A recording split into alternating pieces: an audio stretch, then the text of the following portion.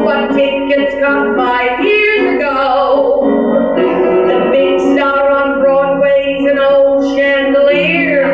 I also glow because I'm here. Of course I have days that I find hard to take and just want to drown all my sorrows in cake. But then comes the morning and then I awake. I smile because it's pleasant to find I'm still present.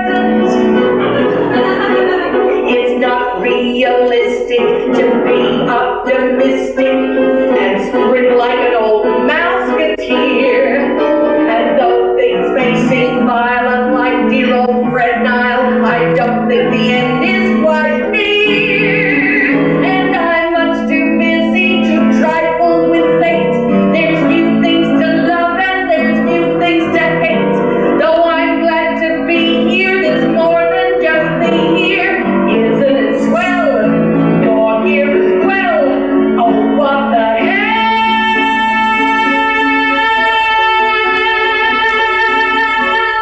We're here.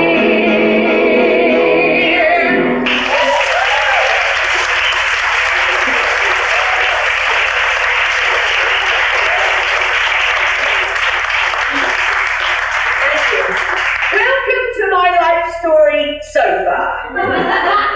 Ever since I was the tiniest little girl, I always knew there was no problem about what I wanted to be when I grew up. I wanted to be in the family business, show business. My mother and father were Tivoli stars of vaudeville. Now, for any of you who were too young to remember what the Tivoli was, the Tivoli was a circuit of theatres and it was top of the tree as far as vaudeville was concerned. I suppose today's equivalent of starring in the Tivoli would be a hit record or a hit music video on MTV. And if you can't remember what vaudeville was, go to the Mitchell Library and look it up. My mother started out at age 4 in the pantomime Babes in the Wood as one of the babes. And by the time she was 12, she had her own star spot at the Tivoli. She used to sing comedy songs and dramatic songs and popular songs of the day, like this one.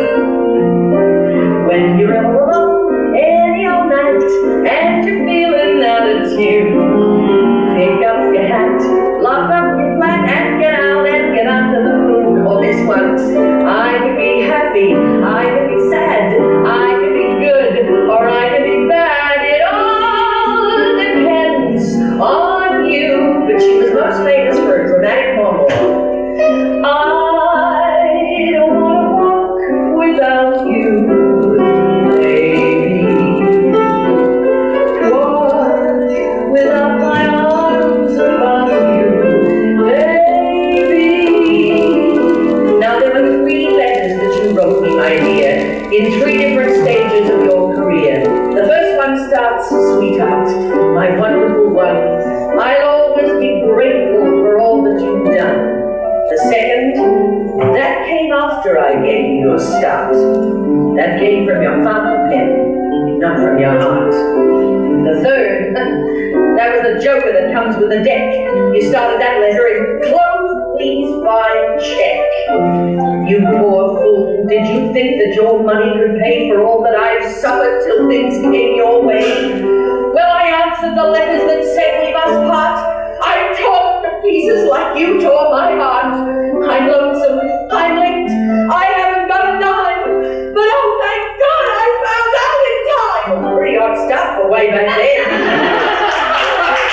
But my favourite was a parody that she sang about a travelling salesman who'd been on the road for 2 years and came home to find his wife with a newborn baby in her arms. She just looked at him and said, "Benny's from heaven." Though her face was red, she said, "Benny's from heaven." He said, "I've asked the neighbors all over town. They say they don't remember him coming down. Though from whence or where he came, nobody bothers. But from what I've heard of kids, they must have fathers. And every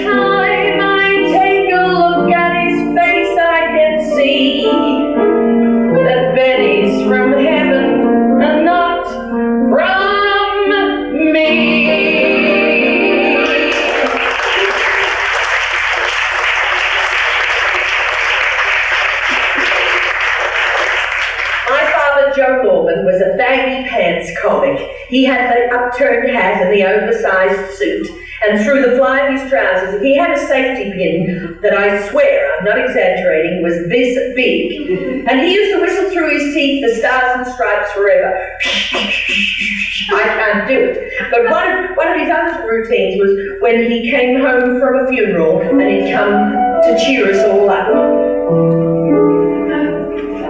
Soon you'll all be lying in the graveyard with granite on your chest, a bunch of dandelions stuck in a jam jar.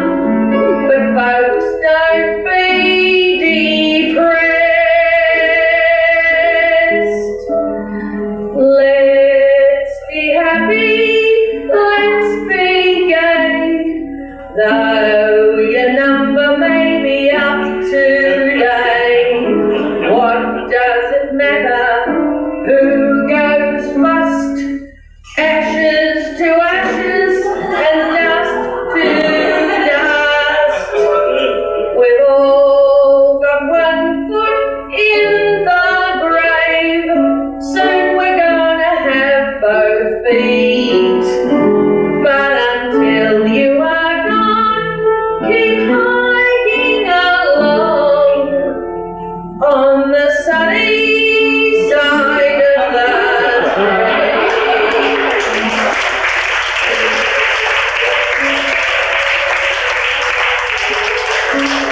I've just come from a lovely funeral. See this? This is a tablecloth this morning. It was a double funeral. It was beautiful. Auntie Aggie and Uncle Jeremy. Oh, they led a cat and dog life. When they buried them this morning, it was the first time they'd been out together for 40 years. Uncle Jerry went first. He had a particularly sad demise. He was out on a fishing trip and he fell overboard and drowned. When we got him out of the water, he was covered in bronze.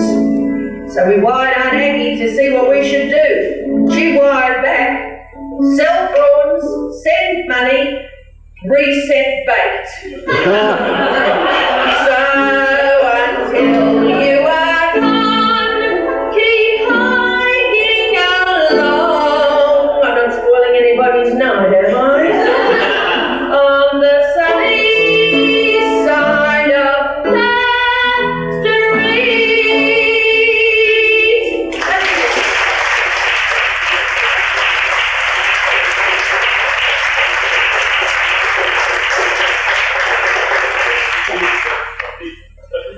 I started as a professional singer at age 10. In my school, all the little girls were dressed in Shirley Temple curls and, you know, little short frocks. My mother made me sing in my school uniform. I had straight blonde hair. I was a swing singer, but it worked very well, and I did a lot of radio. But when I was 15, I really felt my career got a shot in the arm when one afternoon a producer called my mother and said that this particular jazz band had lost their vocalist through illness. Could Toni fill in? Is the Pope Polish? Could Toni fill in? Well, I was thrilled. I was swanning around the house all day. I was saying, oh, I love jazz. And I said, I'm going to be the next leader horn. I'm going to be the next Peggy Lee. I got to the gig that night. It was a jazz band, all right. It was a Dixieland band. Very good. Well, I'd never sung Dixieland or trad, so they handed me the school exercise book. I said, what's this? They said, the words of the song, love. I said, oh, I see. Well, when am I going to be able to learn them? They said, well, we'll play the first chorus. You can be learning them, then you can join in on the second chorus and sing along. Well, they've written out the words all right, by hand, in pencil, but never let me say that Miss Lamond didn't rise to a challenge. Way down yonder in New Orleans, in the land of my dreamy dreams, it's the Garden of Eden, you know what I mean. 3 old ladies who've had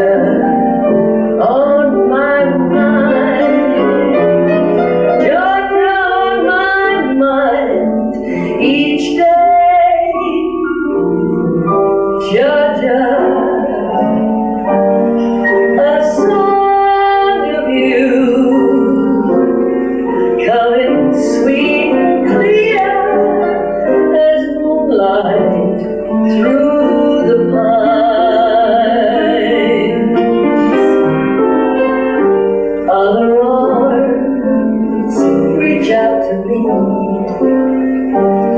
Other eyes smile tenderly. Still in peaceful dreams, I see the road leads back to you.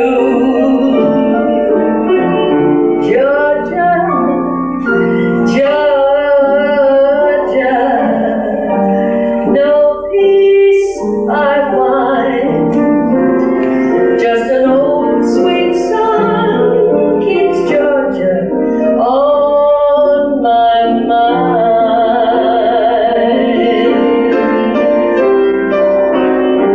Other arms reach out to me.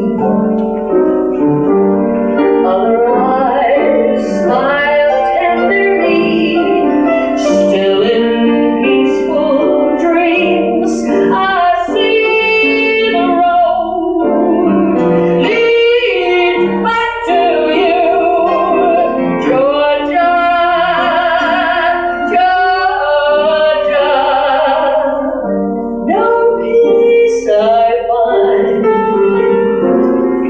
Just an old sweet song keeps Georgia, Georgia on my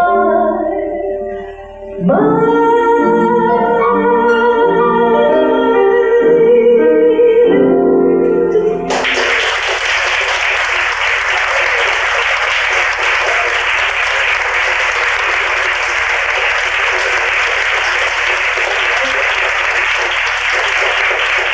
Before we go any further, I'd like to introduce you to my accompanist and partner in song from the United States, Mr. Ron Creager.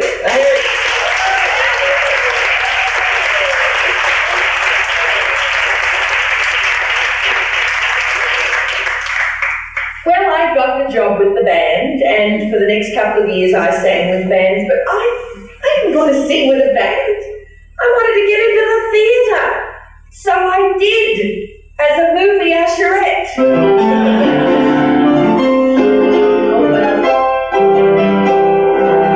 You know, we've all got to have survival jobs while we're waiting for that break. And I thought, well, I'd stay in show business, and besides getting to see the movies for free, I liked the uniform. Always a lovely uniform. I put my age up. I was 15. I put my age up to 17. And the skirt was a long skirt. It was marooned with a white starched blouse and a maroon bolero and flowers in the hair. I was a sort of a goddess with a torch. And on my opening day, on the first day on the show, showbiz to the end. On my first day, they said, well, now we're going to make it easy for you. We're going to put you down the front stalls, and you've only got 15 rows to worry about. Now, this was in the days when going to the theatre, going to the movies was an event, and every ticket in the house was numbered. So it was a Saturday night. There I was, standing down the front stalls in my uniform, feeling very grown up and feeling very good, and a couple of people came. Now, first of all, I have to tell you that the rows this way, I had to count backwards, which didn't please me at all, because I'm not very good at arithmetic. So I thought, oh, this was all right. I felt good. It was up to 50, and then here was 51, and I could count forward here, so I wouldn't have any problem on that side. So a couple of people came down the aisle, and I walked up to them and said, good evening. Took their tickets. Would you follow me, please? And then I put my torch, all the house lights were up, but I put my torch down, lit their way along the aisle. Would you follow me, please? I got to the row and I said, leave.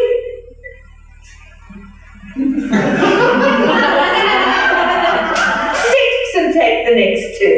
Thank you. Enjoy the show. Next couple, oh, they were on this side, so that was easy. So, I was doing beautifully. But about 4 to 8, an orchestra came up out of the pit and started to play popular classics of the day, Strauss waltzes and things. It was a very classy operation. Round about 1:45, a few more people started to come in, and it started to get a little bit busy, and people started to go past me and find their own seats. Now, I was beginning to say enjoy the show, and it was getting all a little bit, after those people in there, those two over there. Well, about 7 minutes to 8, a whole mob of people started to come down the aisle, and the orchestra's playing by this time.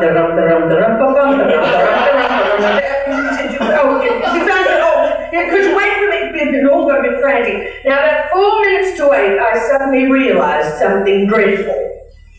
The rows went double A, double B, double C, double D, double E, double F, double G. A, B, C, D, E, and all the people that had put themselves in their own seats were in the wrong seats.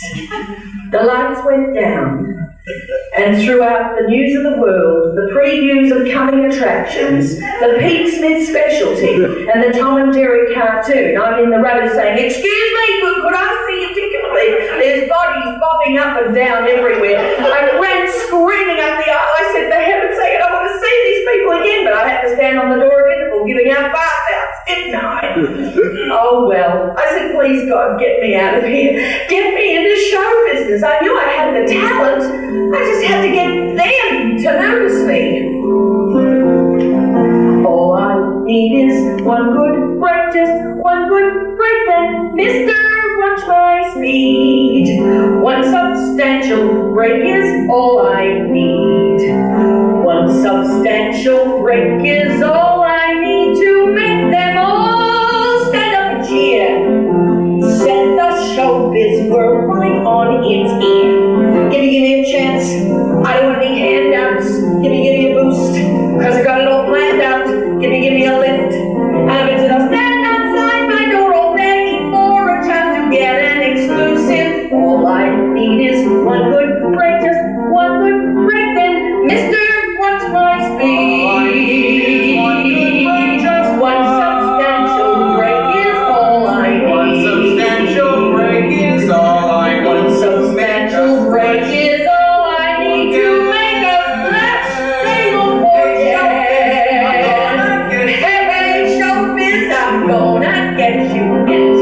Give me a chance, and I know I can do it. Give me a boost, there ain't nothing to it. Give me a lift. Gonna buy me some new Italian clothes, a private plane to see the latest show. I'm like a fancy pose, and Mom and Dad wouldn't know me. All I need is one good break, just one. Just all I need is one good break, just one. Just one good break, then Mr. Watch My Speed.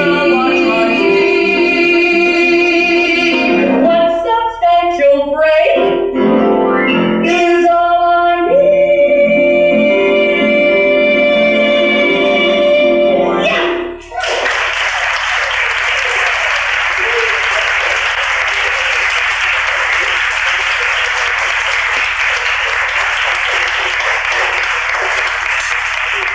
Well, I got my break, and I got to work with such wonderful stars as Gladys Moncrief, George Wallace, Jim Gerald, and finally I got to the Tiv with Tommy Trinder.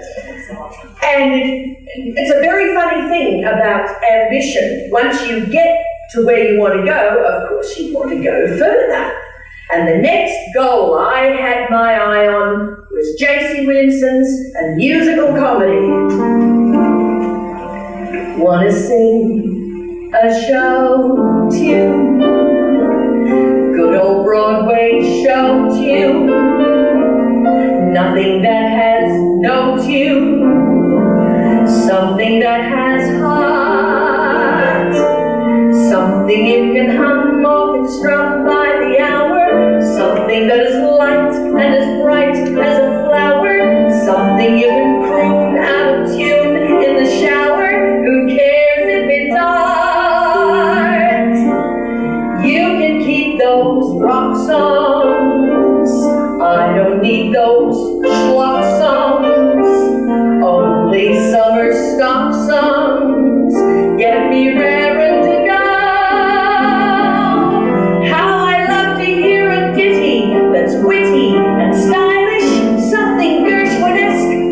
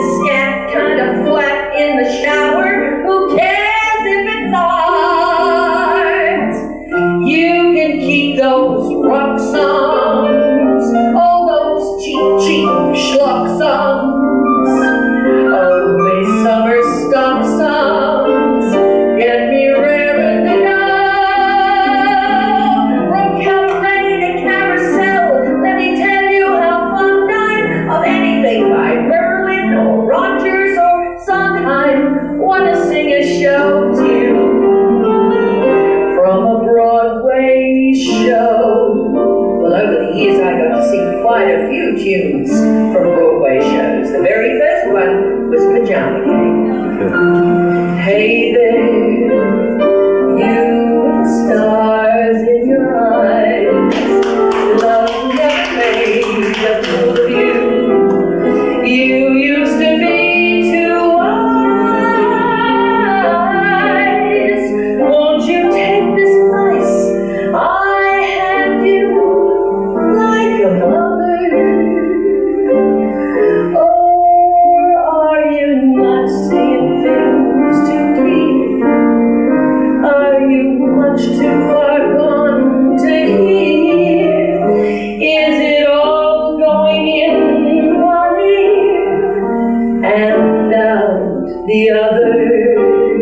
And a couple of years later, Oliver, as long as he needs me, oh yes he does need me, in spite of what you see, I'm sure that he needs me.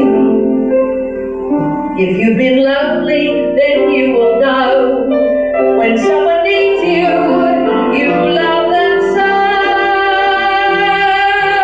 I won't betray his trust, though people say I must. I've got to stay true, just as long as he needs me.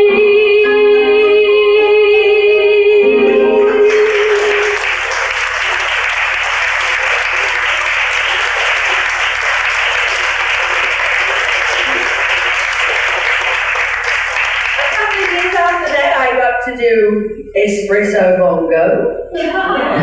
Any get your gun, anything goes, and the part of a lifetime, Mama Rose in Gypsy.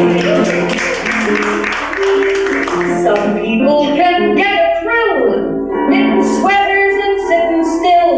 That's perfect for some people who don't know they're alive. But I've least gotta try. When I think of all the sights that I gotta see and all the places I gotta play, all the things that I gotta be at, come on, Papa, what do you say? What do you say? Some people can be content, playing bingo and paying rent. That's peachy for some people, for some humdrum people to be. But some people are dumb people, and some people ain't me. You can keep those rock songs. I don't need those schlock songs. Only summer stock songs get me raring to go. Let me tell you how fun time of Berlin or Rogers or Sondheim. Wanna sing a show too? I'll learn and load you. Wanna sing a show too? From the Broadway. From the Broadway show.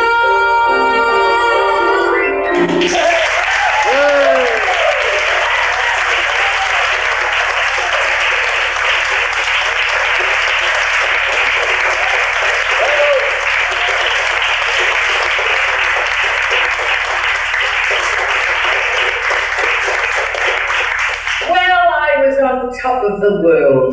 Here I was starring in a musical. But the prevailing attitude in Australia at that time was that, yes, that's all very nice, but we really don't believe that you're good until you go overseas. So just when you had money in the bank and your name was in lights, you had to pack up and go overseas and start again. So I chose London. London in the 60s. The Beatles, Carnaby Street, Twiggy, Mary Pond, and a beautiful new Latin beat, the bossa nova. In my loneliness, when you're gone and I'm here by myself, and I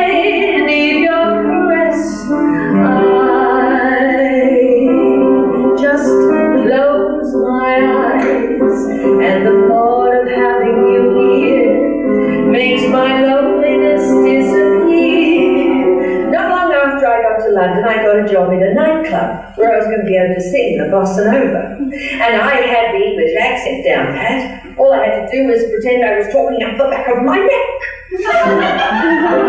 And the nightclubs. Oh, I read about the West End nightlife in the 40s and the 50s.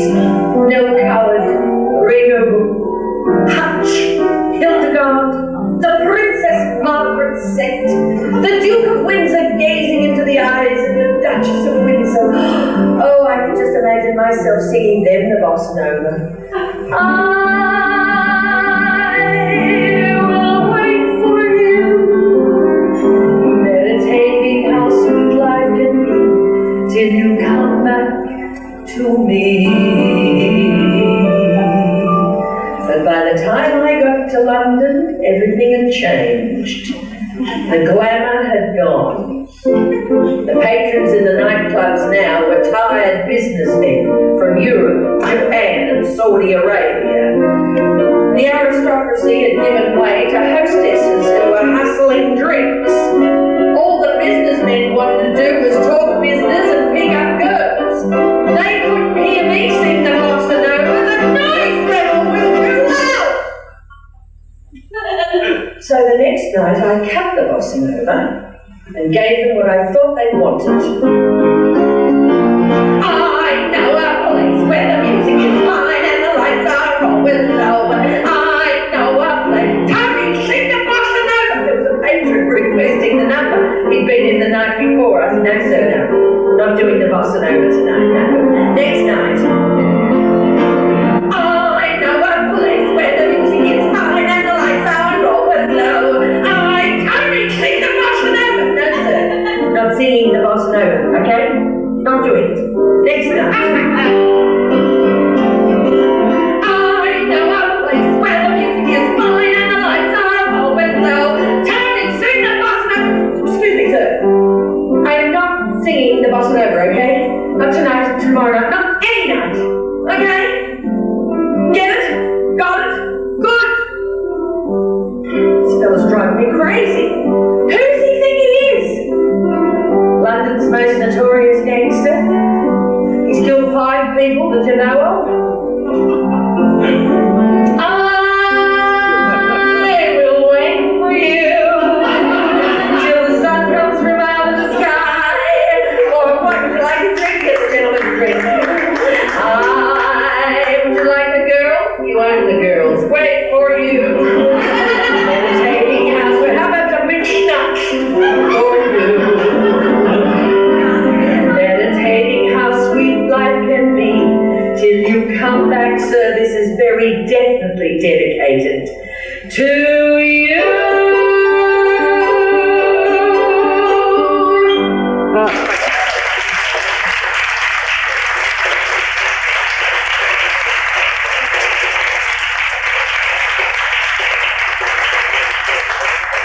You don't mess around with the Cray brothers. One of the Crays. Well, I got the hell out of the London nightclubs. It was a bit too hot for me to handle. And I got to do some shows around Britain and some television on the BBC. And I got a record contract with Philips of London. And this is the Australian arrangement of the demo tape that secured me that contract. Oh, mother dear, I know you're very proud. Your little girl in Gingham is so far above the crowd. No, daddy dear, you never could have known that I would be successful and so very much alone. Here in New York, I'm many miles away from people who are dear to me. Here in New York, I'm learning every day how very sad a carnival can be. I wanted the music to play on forever. Have I stayed too long at the fair? I wanted the clowns to be constantly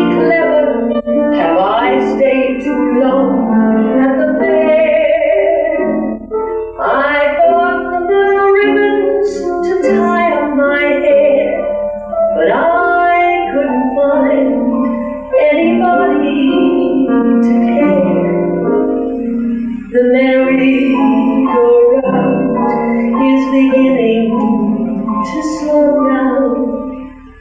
Have I stayed too long at the fair? The music has stopped and the children must go now. Have I stayed too long at the fair? I wanted to win all the fabulous treasures.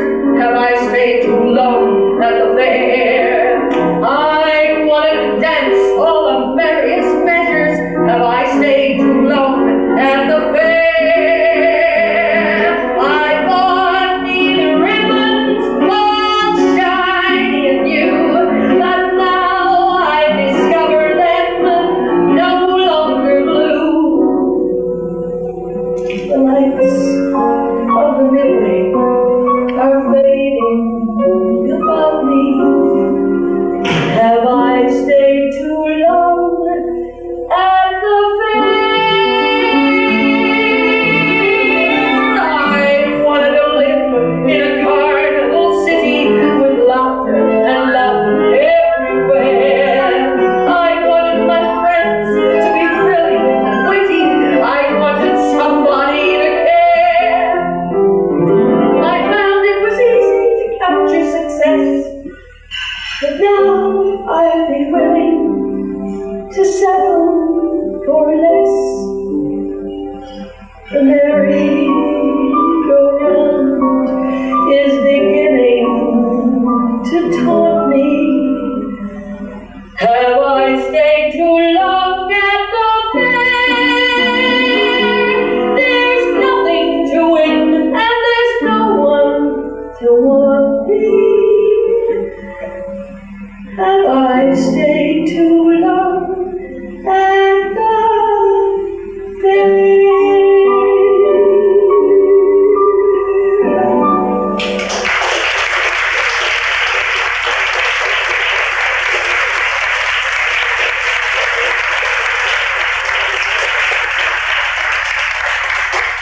Well, I made a couple of records, but they died. You win some, you lose some. And I didn't do terribly much after that, so I came back to Australia. Nobody cared, I'd been overseas. Yes. When I came back, there was an industry really taking hold. Television. There was a rising young star, Graham Kennedy, and IMT. Television. I joined IMT, and for the next 8 years, for 5 nights a week, I was beamed into every home in Victoria. And then as the years progressed, I did Noel Ferrier's IMT, Bert Newton's IMT, Toni Lamond's IMT. I got my own there for a year. Then I came to Sydney and did Don Lane's show, the Dave Allen show. I did the Ray Martin show, the Joe Martin show, the Mike Walsh show, Stuart Wagstaff's Beauty and the Beast, David Sales number 96. There was the thing you could turn on, I wasn't in it. And I even did the commercial breaks. For a couple of years there, I was the one that said, "Guess whose mum's got a world?" I was very lucky. I had a wonderful, wonderful, long television career, but it almost never got off the ground. On opening night of GTV9 in 1956, the very beginning days of television, my late husband Frank Sheldon and I were asked to be the first act on the opening night of GTV. Now I have to set the scene for you. That following week, I was going to be opening in Pajama Game, my first big break at J.C. Williamson's.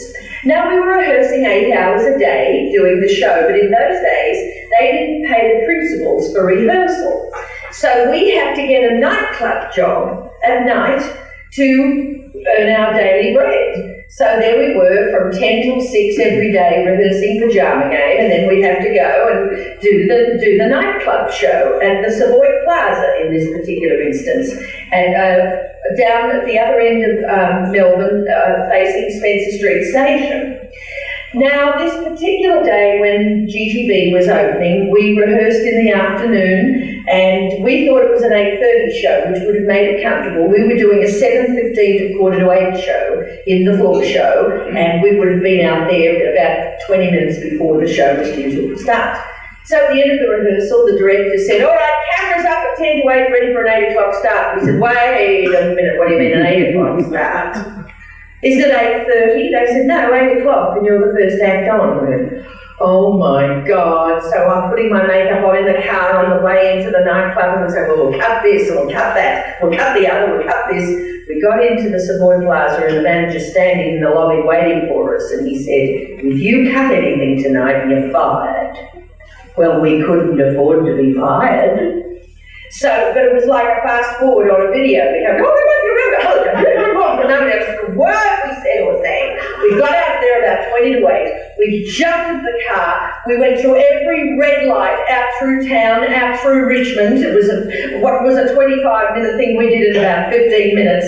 Anyway, we drove into the drive of GTV9, and the manager was standing there saying, hurry up, the governor's finishing his speech, you're on. Frank said, "I've got to park the car." We said, "No, leave it." So we got out, left the engine running, the headlights on. We raced in, stood behind the curtain as the compere said, "Ladies and gentlemen, Toni Lamond and Frank Shelton." We did our number. I won't dance. We finished it. Then Frank went outside, parked the car, and turned the headlights on. That's the same piece of film that's been shown in every retrospective of the Nine Network for the past 35 years.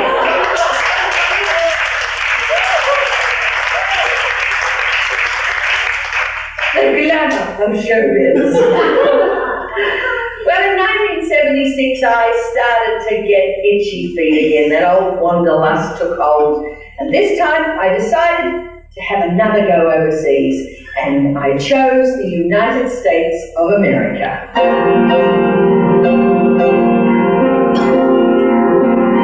On the other side of the tracks, that's where I'm going to be. On the other side of that great divide between fame and fortune and me. Gonna put my shadows behind me, give my inhibitions the axe, and tomorrow morning you'll find me on the other side of the tracks, on the other side of that line, where the living's fancy and free. Gonna sit and fan on my fat divan, while a bottle of bottles my tea. But for now I'm facing the fences, and I can't afford to relax, 'cause the whole caboodle commences on the other side of the tracks. Going up and running over the rail, I'm going up and after the trail. Up and running, send me the mail to the great big world on the other side, the great big world on the farther side, the great big world on the other side of the tracks. On the other side of that line, where the living's fancy and free.